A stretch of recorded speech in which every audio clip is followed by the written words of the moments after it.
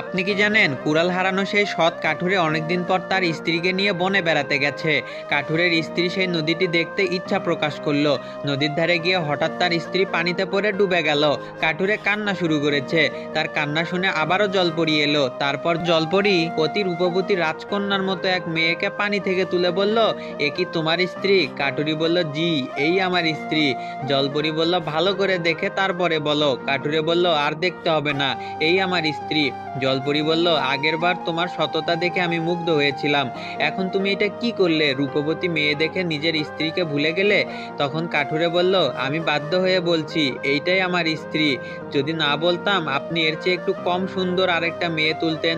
আমি যদি বলতাম এই মেয়ে না, আপনি সর্বশেষে আমার স্ত্রীকে তুলতেন এবং আগের বারের মতো তিনজনকেই আমাকে দিয়ে দিতেন। এই কারণে প্রথমবারই বলছি, এইটাই আমার স্ত্রী। আমি নিতান্তই গরিব মানুষ, তিন বউকে পালবো কিভাবে? আর একটা বউকে সামলাতে পারি না, সেখানে তিনটা বউ হলে তো আমাকে নদীতেই ঝাঁপ দিয়ে আত্মহত্যা করতে হবে। এবার কাঠুরের সততা দেখে জলপরি মুগ্ধ হলো এবং পানি থেকে তুলে